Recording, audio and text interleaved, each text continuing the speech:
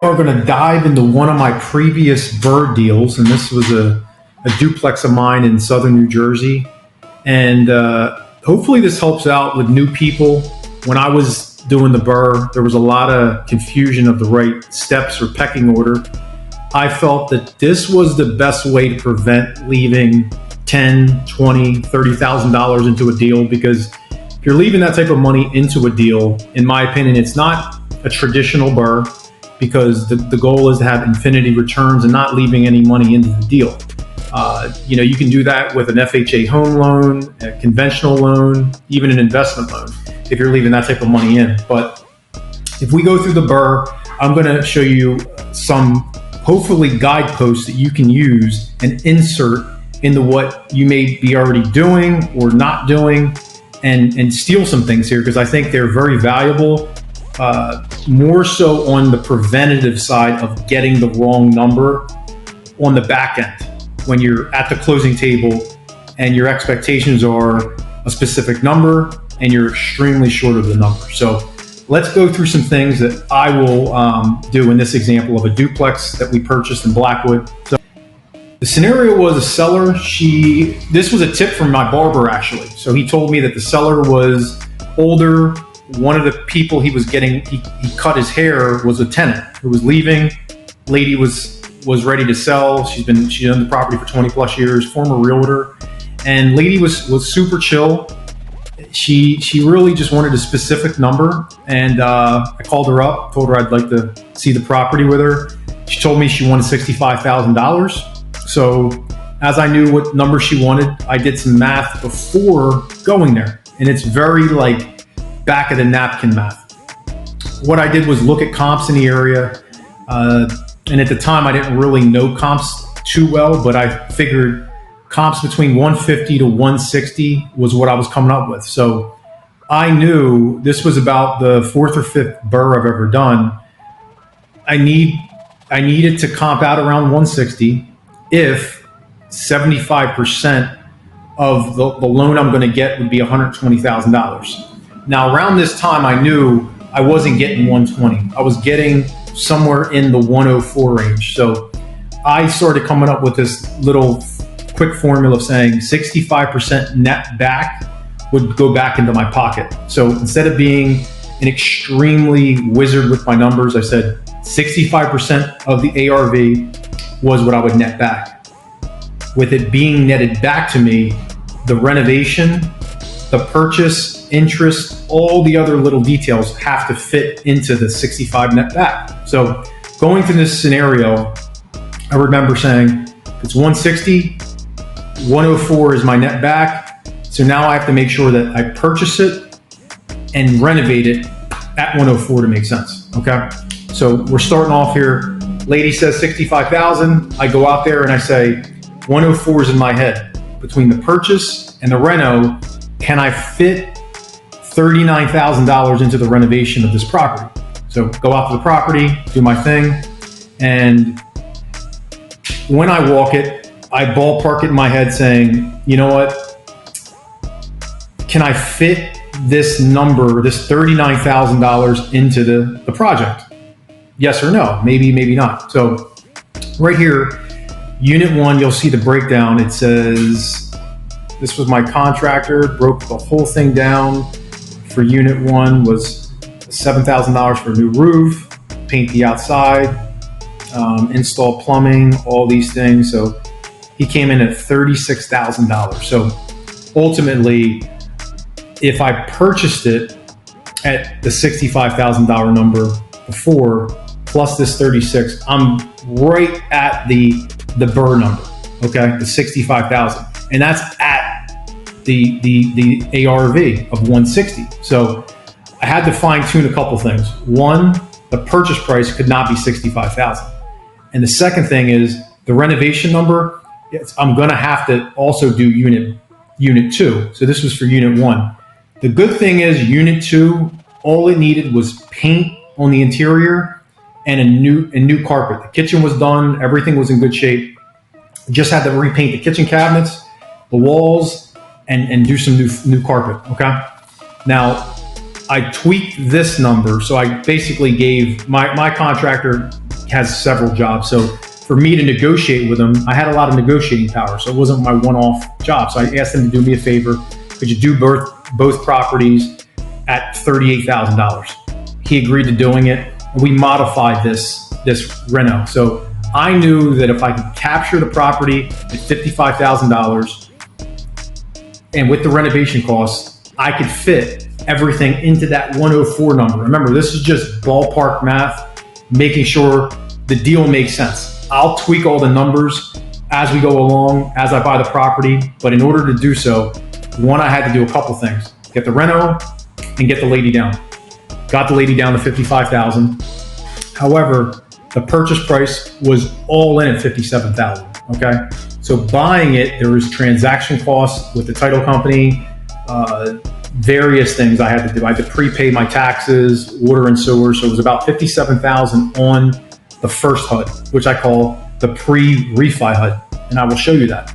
So I have my reno calculation down from my contractor. While I'm doing this, I'm also emailing my two things I'm doing next, and you'll see this. I'm emailing my private lender, who is a warehouse lender, who is going to fund the deal. So when I refinance it, I'm using this guy to fund the deal. Okay. So let me back up. My intentions were to go into this property with cash. So I didn't need a lender to buy it. I only needed a lender to refinance it on the back end. So knowing that I had the cash to do this, I was purely looking at what will I get back on the refi if I share all the details with my lender. Okay. So to keep the numbers simple, we're just going to go to what I provided the lender. I told the lender I'm buying a duplex. The ARV is going to be $160,000. I'm going to bring in $2,800 a month for rent. Can you provide me a term sheet? So ask your lender for a term sheet when you're walking these deals to see where the numbers are going to punch out on the back end. So what he does here is he provides me a term sheet, and just real quick, he gives me 117 is going to be the loan amount. Again, 117 is going to be my loan, and it's 75% of the ARV. Okay. So he has 117. So that's not my net number. I'm netting a lower number, but 117 is the number.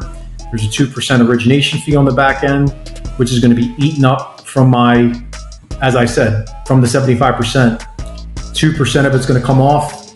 So it's going to come down to 73. 1.5% of the loan goes to the broker. That's another 1.5. So that's 3.5 right there. So as I say, you're roughly at 65% net in your pocket, plus or minus a percent or two. Okay. Hopefully you're following along here.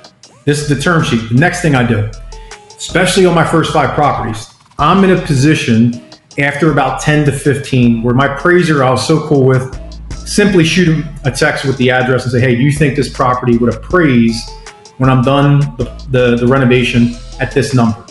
However, in the beginning, didn't know the appraisers, didn't have a relationship with them. So I would ask them for a pre-appraisal of a property. Typically, I would PayPal them $150, send it to them, get the number advanced. So I felt I could sleep at night knowing when I did this job, this is what a professional appraiser's opinion is of the duplex.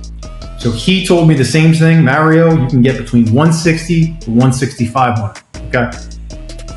The only caveat to these appraisals is if the market corrects in a good way or a bad way, keep in mind that the appraisal number could shift as well. So your numbers could come down, your numbers could go up.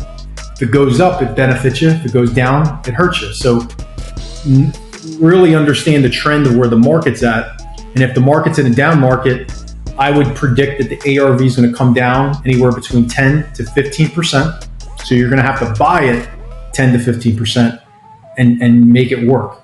It's extremely hard in 2022 now with all these interest rate hikes. So you're going to have to be able to sneak a lot of different fees and things into the fact that you have to combat inflation, higher labor costs, purchase price has to make sense. So there's a lot of variables involved in making the BRRRR work, especially now. But just to do a cookie cutter way, let's just say you get the appraisal, use the appraiser, his opinion, and it's going to factor out to be the same in 3 to 6 months later. Okay. So the purchase of this property, I want to give you proof because this is what I always save them as pre-refi, post-refi. So on the pre-refi, you're going to see here, pre-refi, as I mentioned, bought it for $55,000. Their settlement cost is $1,200. I bought this directly from the woman. So my all-in was actually $58,113. I had to come to the table. And as you can see, the date was 9/4/2022.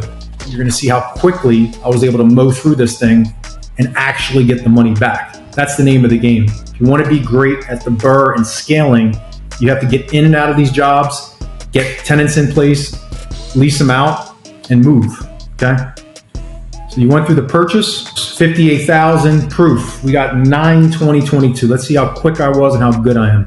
All right, after reno, as you can see, the new roof got slapped on. We repainted this painting. We did a flip in another property, and I love the color so much that we used the same paint here.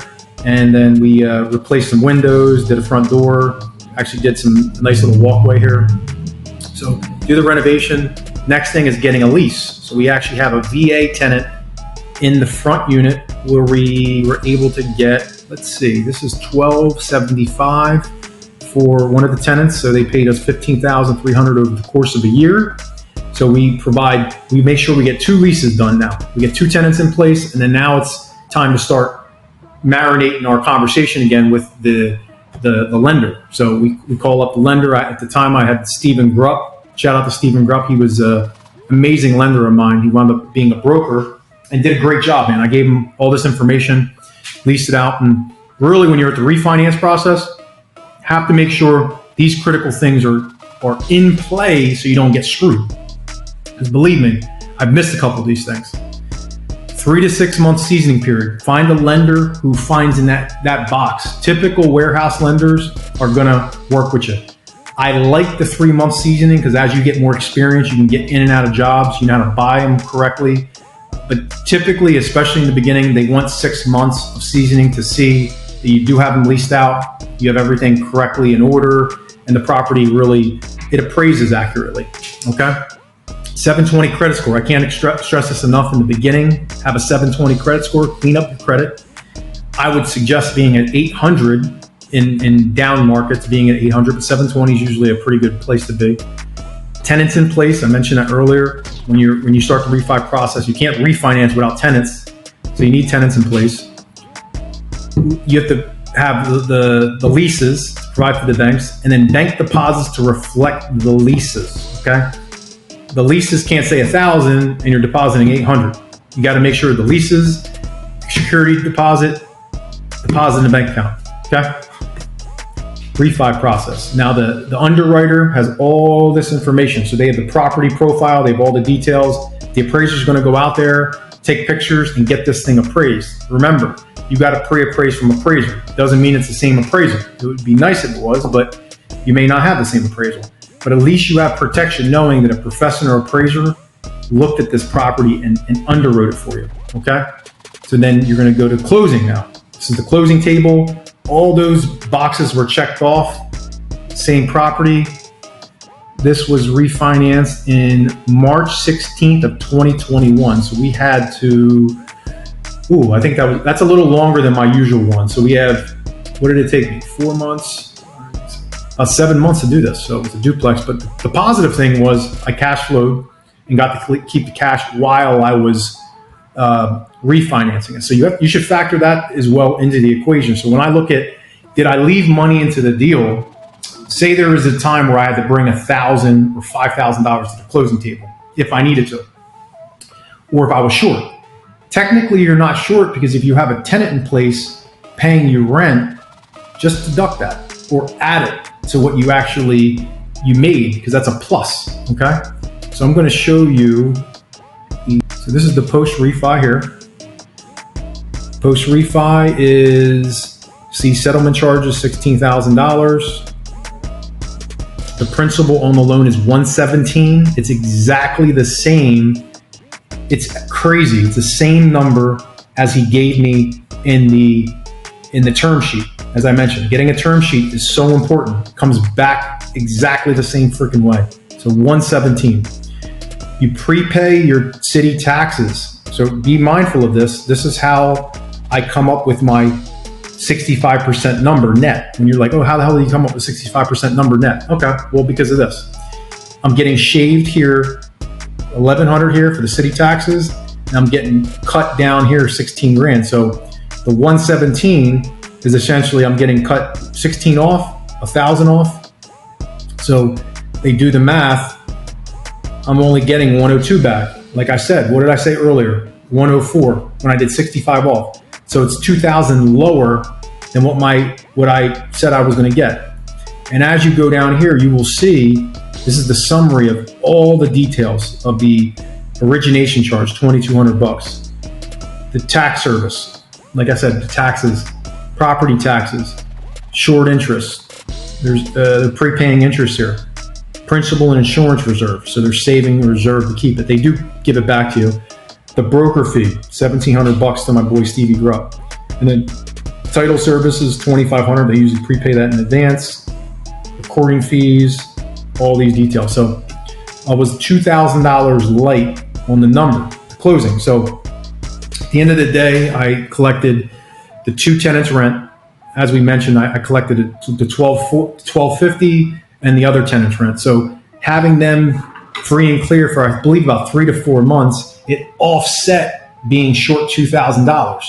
Okay, it offset being short because I said 104, we got back 102, but it's damn near close. But the rent being collected helped out a ton in that setup. So we go to these are basically, this is the back end number. So after everything's paid, I always put out 7% for my property management team, 5% for maintenance. So 12% of the gross rent is set aside for management and maintenance. Even if there's no maintenance, I build it up to make sure that it's in reserve for a rainy day. Cash flow is roughly $1,100 per month net, yearly $13,000 on this duplex. But remember, you are building brick by brick, twofold things here when you do the BRRRR strategy. You're building cash flow, which I would say is nice. It's good active income. But the key to being wealthy is building all the equity on the back end. Because I have $117,000 as a loan. The property appraised for $160,000. So if you just look at it, there's about 50 grand in equity right there on one property.